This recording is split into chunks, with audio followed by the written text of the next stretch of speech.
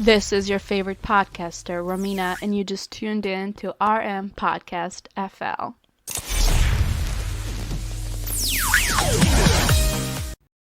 Hello, my beautiful people, and welcome back to RM Podcast FL. This is your favorite podcaster, Romina. I hope everybody's doing great, and I hope everybody's having a fabulous day, because you can, that's why. First, before we even jump to today's episode, I want to apologize for being absent for a month. I just had a lot in my plate, and I'll be honest with you, with everything going on right now, it is July 14th as of this moment, and in the last month, a lot has happened in the world, and sometimes we get overloaded. So I definitely wanted to take a moment and take a step back and just kind of reflect on everything before I just sit here and launch new episodes, because I feel like, as I do not want to be fake, if I'm going to preach something, I definitely want to follow it. So I just need to reflect on a lot of things on my own, and that is perfectly fine to do, you guys, sometimes. That's what this podcast is about. It's about being 100% real. It's about being you and actually preaching what you say. Last thing I want to do is just sit here and tell you do so-and-so, and I don't do it. And then I'm miserable inside, and you guys are awesome. Or I'm miserable, and then you guys become miserable, which I don't think that's fair. So I took a month off, definitely reflecting on a lot of things, and absolutely very much needed. But here we are again, so without losing any time, let's dive into today's episode, you guys. So today we have actually Dr. Gleb Tsipursky. He is the CEO of the Disaster Avoidance Experts. I'm very glad we're actually starting after a month break. We're starting with Gleb because we actually touch very important topics of how people make decisions, how people can self-manage their emotions, and how social media affects our emotions, how we can control it, and how we can avoid disasters, predictable or unpredictable. Unpredictable one, just like the COVID-19 situation that we're currently having, which is affecting our economy to a whole different level, or predictable ones, like would be a hurricane, or like would be, a big seasonal thing that all big companies pretty much know that something big is going to happen and they need to prepare for it. So, without losing any time, I definitely want you guys to enjoy this episode. Gleb has over 20 years of consulting, coaching, and speaking and training experience as the CEO of Disaster Avoidance Expert. It's hundreds of clients, mid-sized, large-sized companies, you guys, non-profit, all over North America, Europe, Australia. He is a best-selling author, you guys. He is very down-to-earth. I'm so glad I got to connect with Gleb. I definitely want you guys to enjoy this episode. Look into the details so you'll be directed towards his website, disasteravoidanceexperts.com. Get a hold of Gleb. Go ahead and subscribe to his blog, you guys, and enjoy.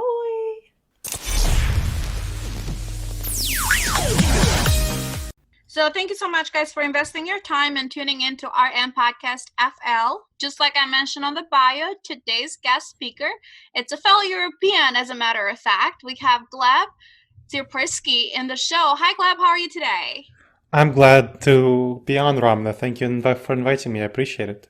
Absolutely. I mean, first and foremost, I definitely want to thank Brian for introducing us together.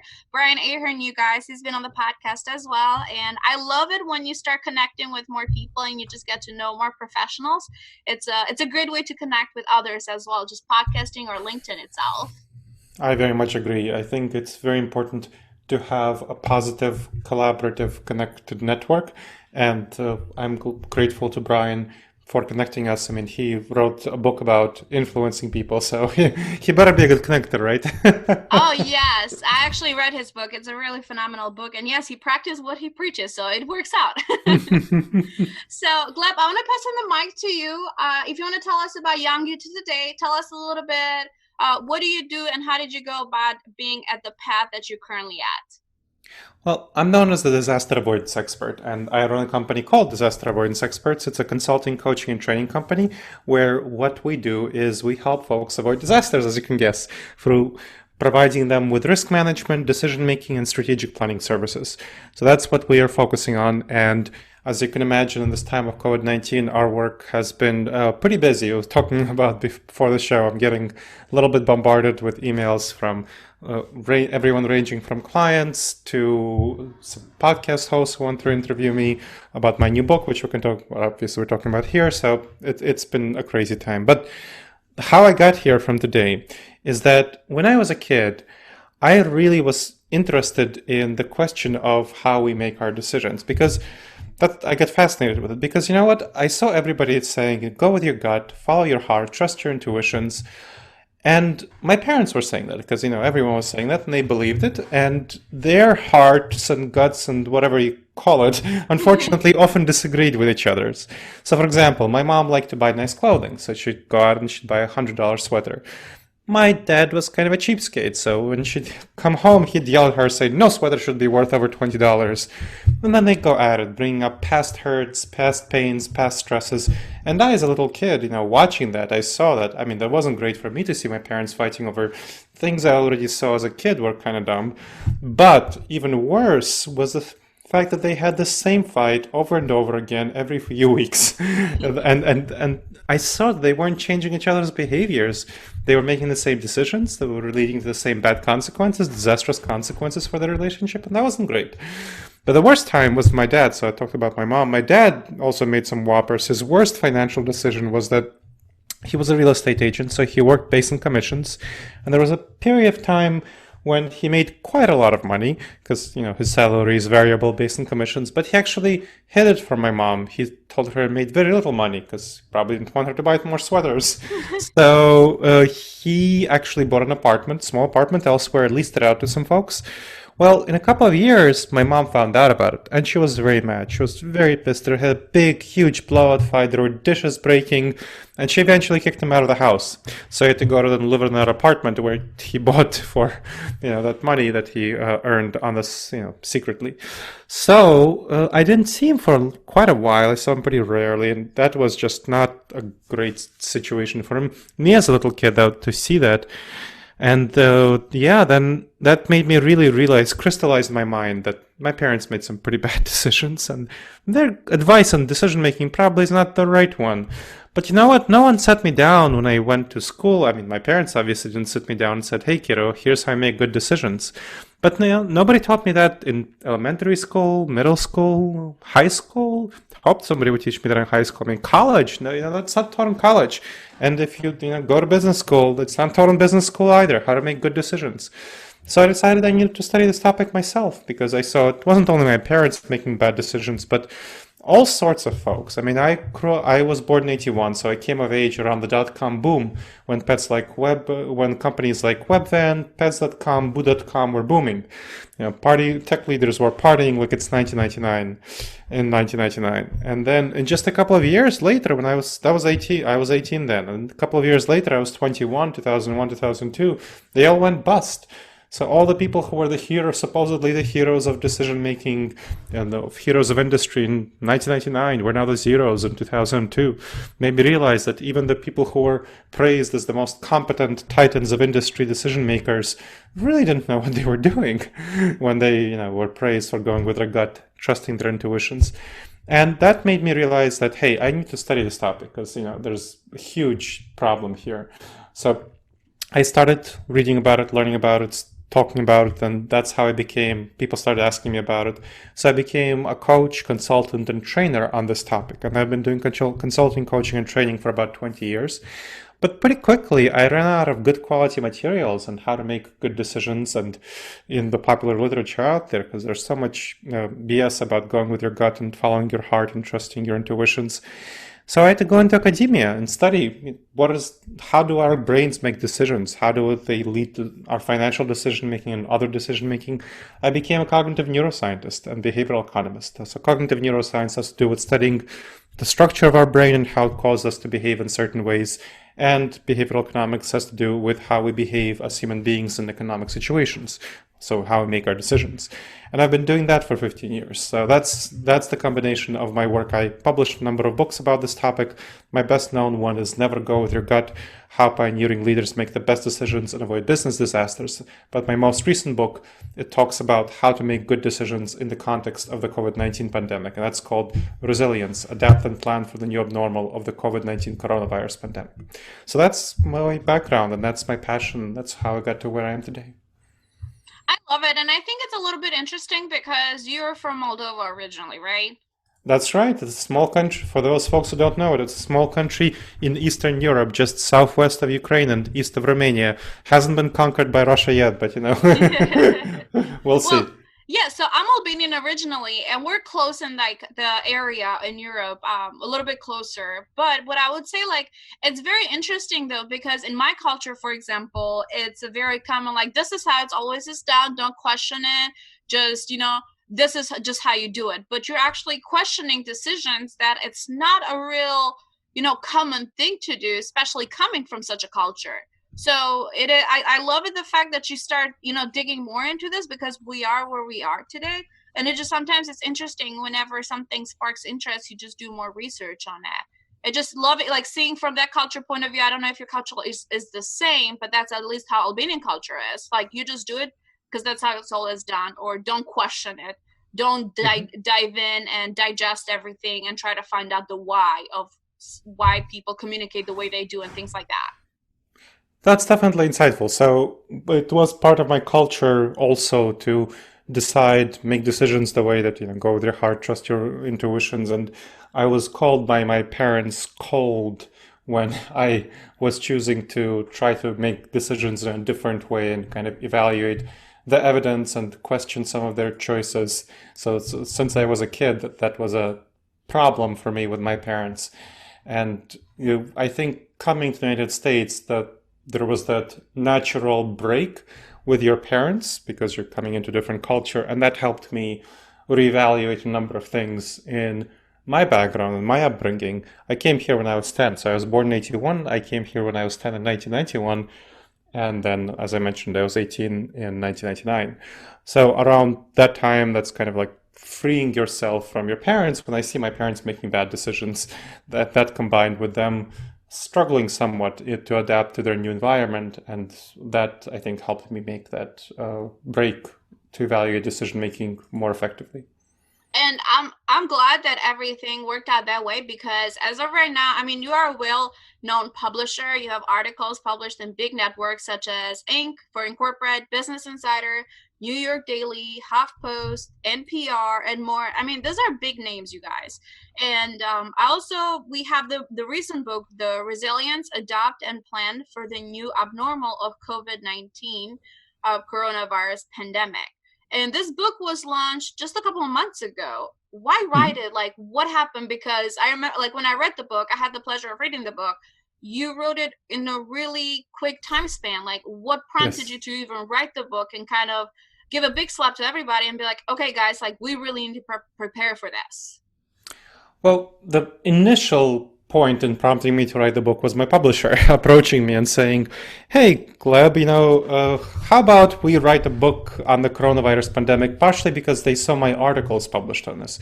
So I was one of the people who was talking about how this is going to be a much bigger deal than we anticipate. That we're really going to have a lot of damage from this. When a lot of people were saying, "Oh, it's nothing. It's just a common flu. It'll blow over. You should don't pay too much attention to it."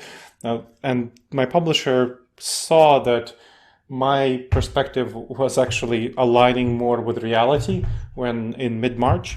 So my publisher approached me and published my other books and previously, some of my other books previously I have published with different venues, but this was published with Changemakers Books, which is an imprint in John Hunt Publishing. And they approached me and said, "Hey, Gleb, would you like to write a book about this super quickly? We'll publish it as quickly as, Hillary Clinton published her memoirs." So that was the usual time spent for a book, is something like 2 years from when you get the contract to its publication, because it takes a long time to write it, it takes a long time to edit it, to create the cover, the art, set it, print it, then getting into various book catalogs, getting into bookstores and so on, then have a big media Yeah, it's a drive around long the publicity. process. Yeah, so that's the process. And they decided that they wanted something very quick because they recognized that this is going to be a big deal, much bigger deal than people tend to think. So they approached me, they asked me, "Hey," and they approached a couple of other people. So it's actually part of a series on this topic. to write about this. Specifically, my expertise is in how do you adapt, plan, make decisions, manage risks, strategically plan for our situation with COVID-19. How do you address the dangerous judgment errors that we all tend to make around COVID-19, which we can talk about later. And so I decided I was at that time working on a book tour for my book, Never Go With Your Gut, How Pioneering Leaders Make the Best Decisions to Avoid Business Disasters. Well, guess what? I mean, one of my speeches for it, for a group of HR experts in DC, was canceled about 2 hours before I was set to get on a plane to go there. Oh, And wow. so yeah, that was not great. And so were a lot of other speeches. So all of my book tours were canceled. So I just, had some unexpected free time in my schedule, let's say it that way. And at the same time, I was helping a bunch of clients who were emailing me to adapt to their existing business continuity disaster management plans to adapt to the new situation. But that still gave me quite a lot of time. So I decided that, hey, I really need to get this message out because I saw so many people screwing up, really making bad decisions and getting sick and dying. I mean, that was just terrible. That people were dying unnecessarily in droves because they were making really bad decisions about how to proceed and just ignoring the reality of the situation. So I've always been driven in decision making to avoid suffering. That's been my passion always. So when I see my parents suffering, when I see so many other people suffering because of the dot-com boom and bust, that was really an underlying factor for me, kind of about decision making, that so many people suffer because they make bad decisions and I can do something about it. And I got into it because that was really an important motivating factor for me to get into it. So I saw that my work, my expertise can help a lot of people avoid a great deal of suffering. And that's why I decided that, hey, this is something I need to take the time to do away from my other things. And so I hunkered down, wrote it very quickly, just a couple of months to write it, which is a crazy period of time, and then edited it very quickly. And the publisher brought in editors to edit it very quickly, got it together and released it. I think on May 15th. Yes, it was May 15th. So they booked it on around mid-March. So essentially 3 months, which is just... That's time. Yeah. That's a very short time span. No, not 3 months. What am I talking? 2 months. 2 months. Yeah, 2 months. Yeah, that's just 2 months. 2 months. Yeah, wow. Yeah, I didn't quite realize. I thought it was 3 months. 2 months. Yeah, so I wrote it. Then I probably took about a month to write it, and then because the whole post-production process took about a month. So yes, that was a timeline. That was just pretty big. Yeah, that's a very short time frame. And another question that I want to ask though, especially let's stick to the pandemic that actually going on with a COVID-19. If you talk about the average Joe, you're getting the news from news channel like CNN, Fox, MSNBC, or you're logging into your social medias anywhere, but we're not fact checking this website, and we're just causing panic. Like personally, I love facts and I love numbers and I love to actually get into the logic of it, but I got overwhelmed on everything, because I'm on Facebook and it just everywhere. I'm on Instagram and it just everywhere. So I stopped using social media because it really got to me. And one day I broke down, cried, and then the next day I was like, you know what? I'm just not even going to look on social media. I'm just going to do my thing. And I would keep a check of it, make sure what's going on around me, but not necessarily get bombarded. But where can the average Joe actually get the right information? Like, is there steps or is there places you'd recommend? So instead of preventing that disaster, emotional breakdown or disaster in our business, if we're getting, false information and just getting overwhelmed. Yeah, it's very easy to get overwhelmed with this stuff. The challenge is for news information, for what spreads on Facebook, on social media, and on typical news sites is what arouses emotions. So let's talk a little bit about decision making, so we're on the same page about decision making. Our decision making processes, what I've learned, are overwhelmingly driven by emotions. 80 to 90% of our decision making comes from our emotions, how we feel. That's what drives us, and we need to understand that. And we can't suppress our emotions, and we shouldn't. There's so many people who think that, well, I should be logical and rational, just like Spock. No, that's not the right approach to take to decision making, because your emotions will drive your decisions without you realizing it. If you're not in touch with your emotions, if you're not aware of what's going on with you emotionally. So the first step to really understanding and making good decisions is to surprisingly get in touch with your emotions, learn about yourself, develop that emotional awareness and emotional self-management, which are the tools of emotional intelligence. So that's what emotional intelligence is about, awareness and management. And as part of that, you need to understand that you can influence your emotions. That's the emotional management part. And that's where your logic and reason is wise. That's the place to use it, to influence and guide your emotions. And part of being able to influence and guide your emotions is, as you pointed out, what kind of triggers you expose yourself to. So you can choose to expose yourself to social media, but here's where we get to the relevance of social media and news sites, but especially social media. If you look at the research on social media, what overwhelmingly gets spread on social media is what triggers the strongest emotions. When people are triggered, that's when they share. When they're triggered, especially by strong negative emotions, by anxiety, by worry, fear, disgust, panic, or anger, frustration, that's a lot of that is what triggers social media sharing, which is why you see a lot of these things that cause you to feel angry or upset or frustrated on social media. So not great. And we have to understand that's the kind of things that social media creates. So if you don't want to be exposed to that sort of stuff, you want to very much create a good filter for the kind of social media you use. And there are ways of doing that. But social media is not a good place to get information on COVID-19 because people spread a lot of misinformation, a great deal of misinformation. In fact, misinformation spreads as far as, according to research, as much as 10 times quicker and faster, quicker and more widely than accurate information, because you can spin misinformation to be as emotional as possible and as emotionally tugging at your heartstrings. When you go to facts, they're much more limited. So that's why misinformation spreads much quicker and faster. So social media is a bad place to get information about COVID-19.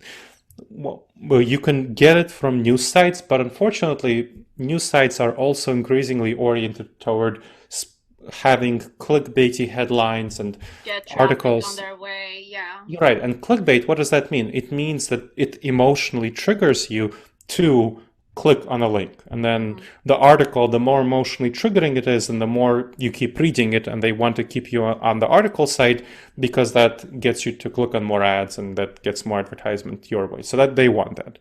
So that is not necessarily a great place if you don't want to be so emotionally triggered. A better place in this sense is to look at sites like the WHO or the CDC or the local equivalent for your state if you want to find out what's going on and because that's created not for emotional triggering, that's created for conveying facts and statistics. So if you go to the website for your state and you want to find, or for your city, but especially for your state because states centralize this. So if you go to your state and you want to find out what's going on with the COVID-19 there you go. If you want to look at CDC, what's going on across the US, WHO, what's going on across the world. So those are the best sources to look for information that's not going to be overwhelming or emotionally triggering, because that's created. The WHO, CDC, your local state, the state sites are created to provide information that's going to be more accurate and factual, and they don't need to make money from anyone clicking on ads. True, very true. And thank you for breaking it down like that. I think it's very important to notice how, of course, social media, they need traffic on their way. They need the comments, they need the clicks. This way they can get the ads. Like, it's a lot more marketing and it's a lot more that goes behind it. But people, and I felt for it, especially when something is like so new, like the first couple of days, because I was one of the people that unfortunately lost their job too, like as it broke down. So it was all triggered for me. But I think it's very important, and just like Gleb said, you guys, if you follow those instructions, it is very important to kind of space yourself out and get the facts from the actual, trusted sources. So this way we don't overwhelm ourselves.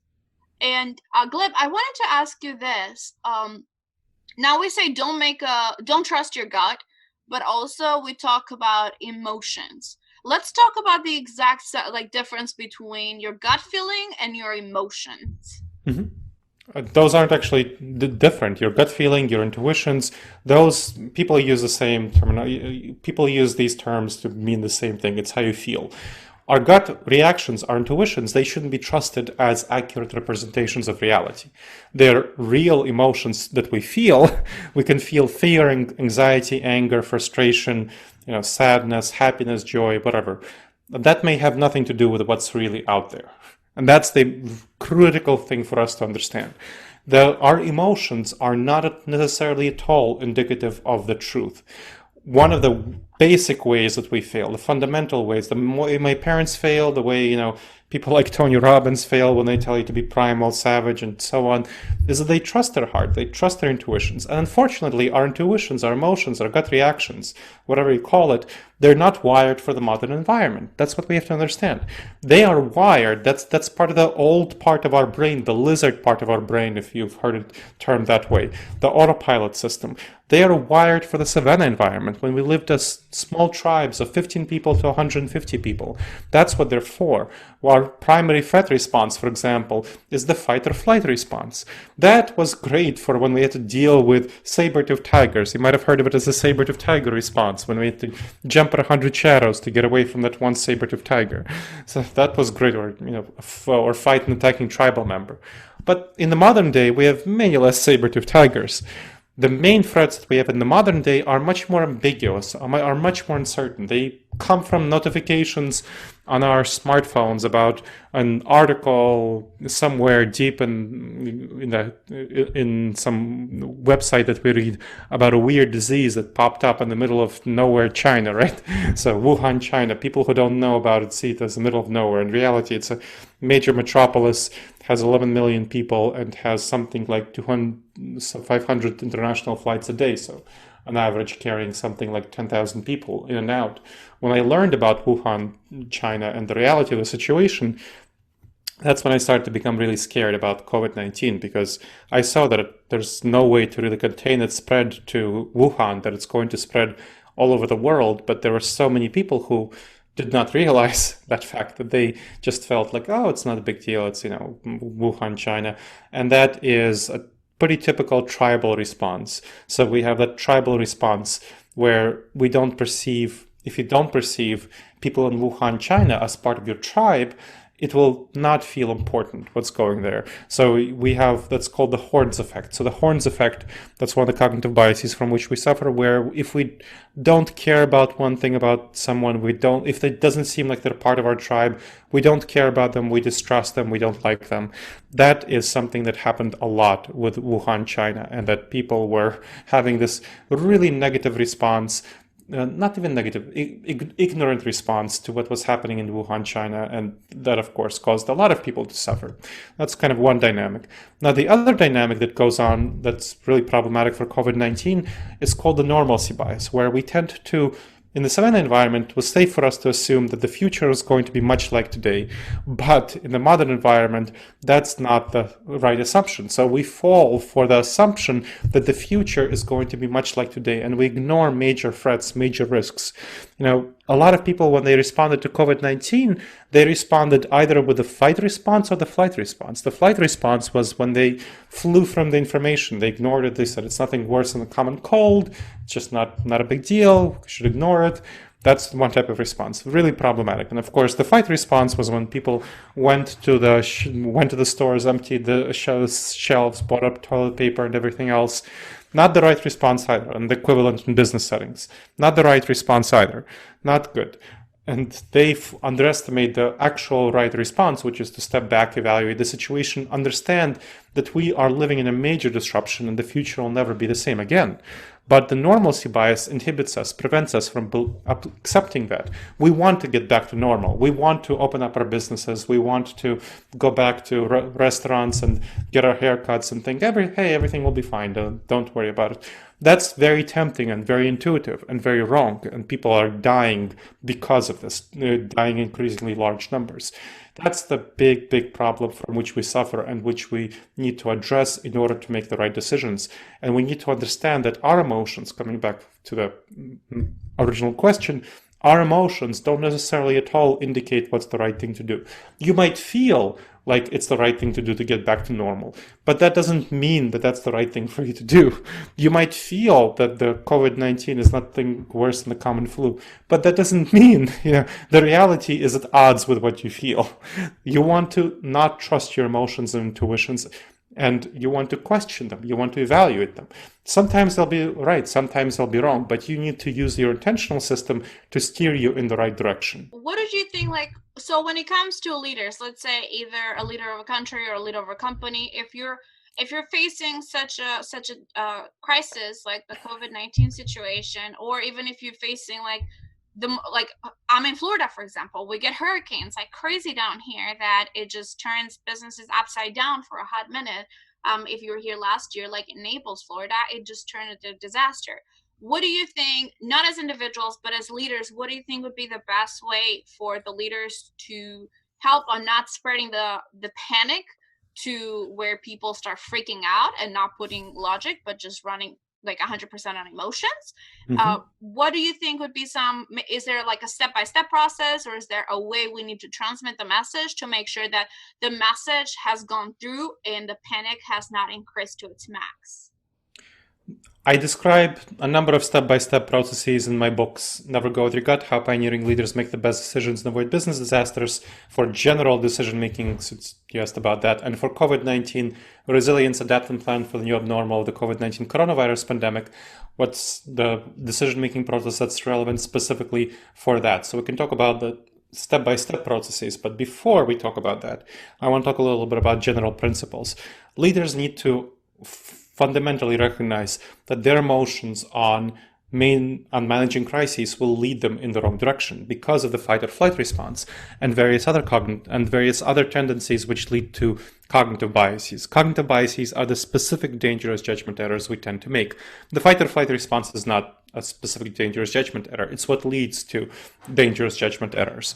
So you need to understand that we'll fall into various dangerous judgment errors, and we need to step back from our intuitive responses. That's the first and fundamental thing. There are unfortunately a number of leaders who don't realize that. They think, and they're taught wrongly, that what they feel is the right thing to do. So again, they perceive that what they feel is the right thing to do. That's often not the right thing to do, especially in situations with which they're unfamiliar. In situations with which you're familiar and which you did right many times, you develop what's called a mental habit. Now, mental habits are the kind of practices that we develop to live effectively in the modern environment, and physical habits as well. You probably already are aware of some mental habits that you've developed, to protect your physical health. For example, it's in the savanna environment, it was very important when we came across our source of sugar to eat as much of it as possible. Honey, bananas, apples. We're the descendants of those who ate as much as possible because the other ones didn't survive nearly as well, didn't reproduce, right? We're also the ones who had the very strong fight or flight response. We're the descendants of those folks. In the modern environment, when you come across a source of sugar, when you come across a source of 12 donuts in a box, that they serve donuts in a box of 12 donuts. And of course, it's profitable for donut companies to do that, but it's a very bad idea to eat all the donuts, even though it's tempting to do so. Once you're triggered, once you start eating a donut, it's pretty hard to stop. Just like when you have a gallon of ice cream, supposedly the serving size for ice cream is like half a cup. I mean, who eats half a cup of ice cream? You point me to this person. I haven't found that person yet, and it's not yes, me. that is exactly right? Or like eats 10 potato chips, right? So I don't know. That's not something that human beings really are wired for. So a lot of the listeners, I hope, have managed their eating habits in such a way that they can keep their healthy life. Instead of starting to eat donuts, you might put away the donuts and eat some fresh fruit instead. Better dessert, better snack, right?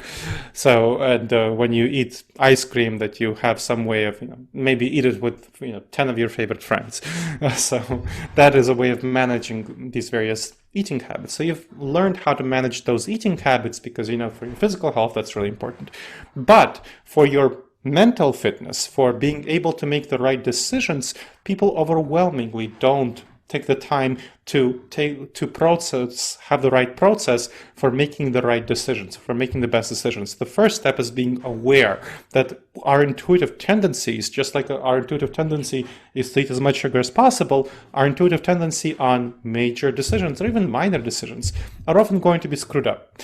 Only in situations with which we're really familiar and we have a lot of experience will we tend to make the right decisions if we make them quickly without gathering too much data.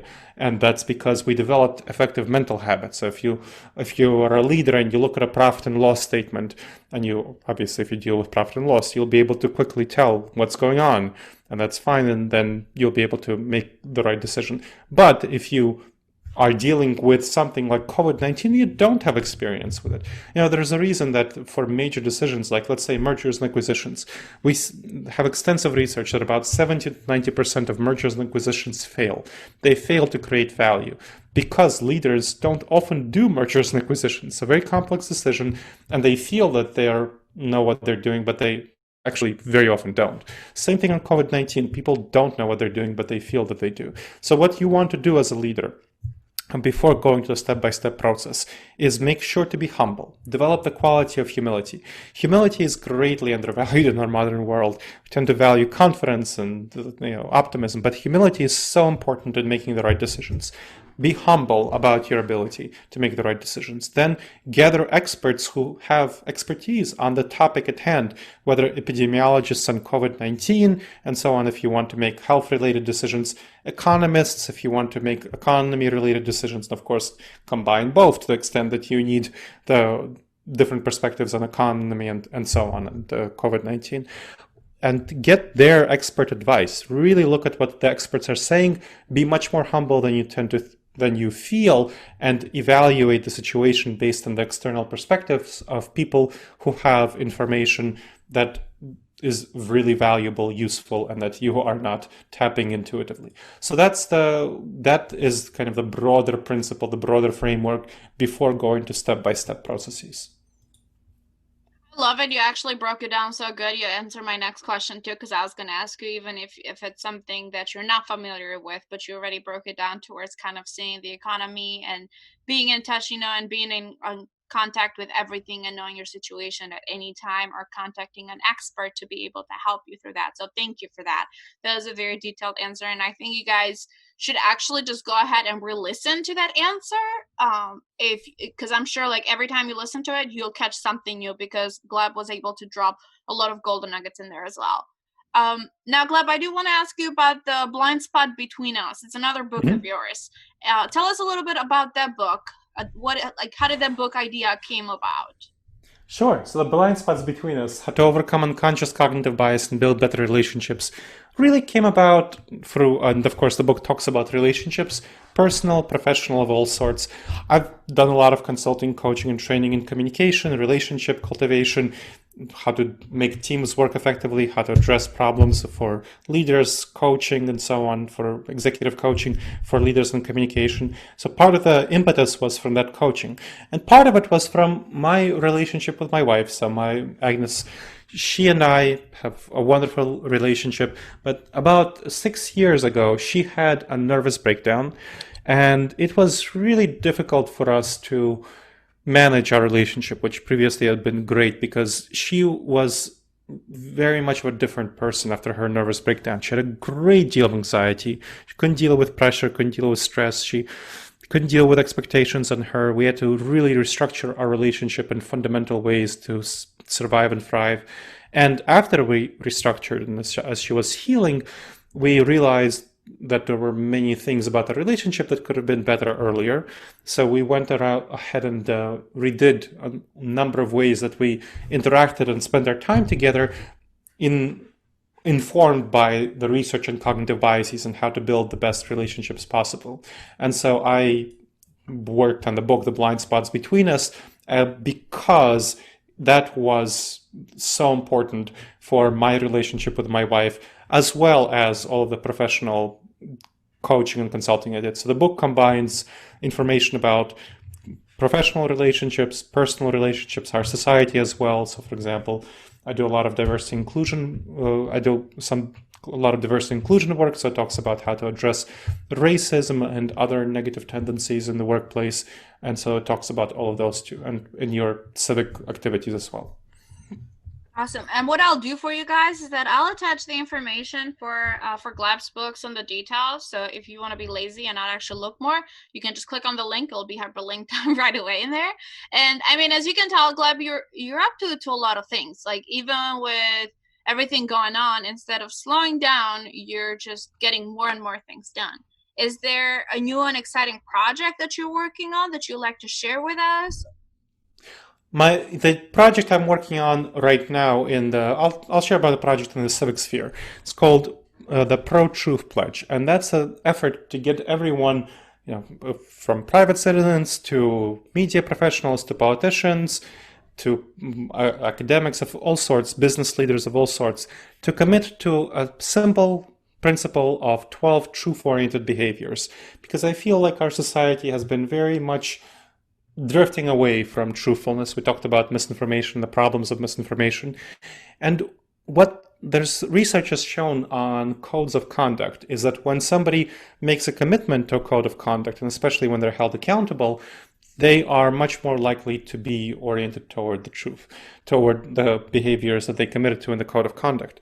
So the Pro-Truth Pledge is a project that you can check it out, protruthpledge.org, which asks folks to commit themselves and encourage all public figures from media professionals to politicians who are serving with them and so on, to take the pledge to commit to 12 truth-oriented behaviors.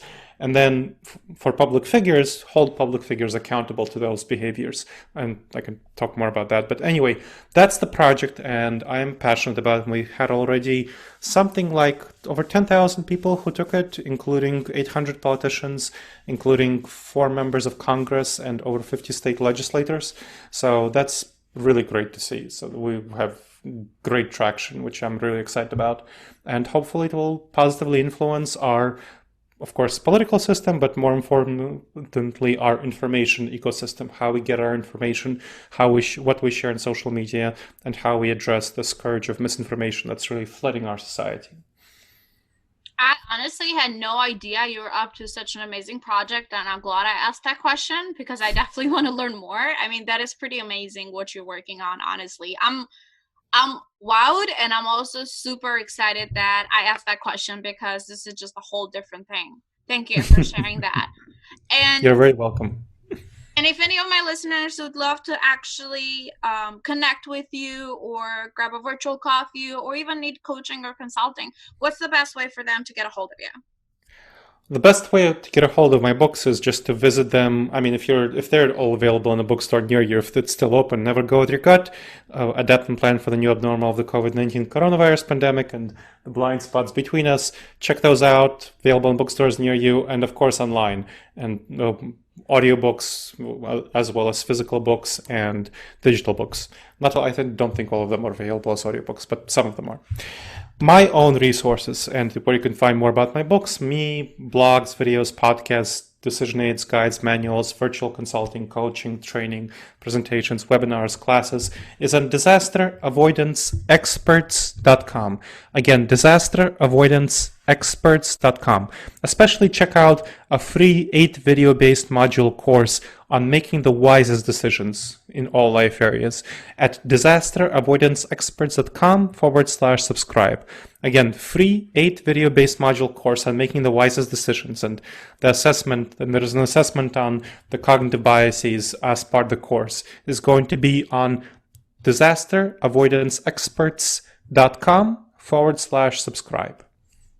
Awesome. And I'll attach all the information in there for you guys as well. So you definitely connect with Gleb. And once you do, you have to tell him that you actually listen to the podcast on RM Podcast FL. And my last question, and my favorite question, I would say as well, Gleb, what is your personal definition of success? My personal definition of success is to make the best decisions possible with the information I have. It's a surprisingly hard thing to do because I, as all other people, am vulnerable to cognitive biases. I mean, optimism bias is one of my biggest ones, but I've suffered from other ones as well. So it's a constant struggle and a constant to be vigilant and make the best decisions, avoid cognitive biases in order to make the best decisions for myself and for others around me to help them have the best life possible and address suffering, which comes from bad decisions. That's the main source of our suffering, bad decisions. Absolutely. Well, I definitely absolutely want to thank you so much for taking your time today and being a part of RM Podcast FL. Any last thing that you like to tell to our audience, Gleb? The thing I really want people to remember from the podcast is that our emotions are not necessarily at all indicative of reality. You want to distance yourself from your emotions and not assume that they are telling you the truth. When you feel something is true, it may not be the right thing, the true thing at all. When you feel something is the right thing to do, it may not be the right thing to do at all. So you want to step back from your emotions. Recognize that they're driving you very important values. 80-90% of what we do intuitively is driven by our emotions, but they may not be pointing you in the right direction. So you want to be able to step back and redirect your emotions. Your emotions are incredibly valuable and powerful, but you want to be able to redirect them toward what's best for you in the long term, for your values, for your goals, and be able to do that. And that's an incredibly important skill, and I hope folks take away from this podcast. Awesome. Thank you so much. Thank you so much for being a part of RM Podcast FL. And for all you, my awesome listeners, please make sure to look at the details on the information for the episode so you can connect with Gleb. Highly recommend you his books. Highly recommend you to actually, even if you just want to get introduced to his work a little bit more, you can absolutely check out his YouTube page, YouTube videos, and you'll be hooked right away. I'll tell you that. Guilty as charged. That's me. Thank you so much. And make sure to tune in every Tuesday, you guys, for awesome and amazing episodes just like this one. Thank you, Gleb. Hope everybody has a great day. Thank you.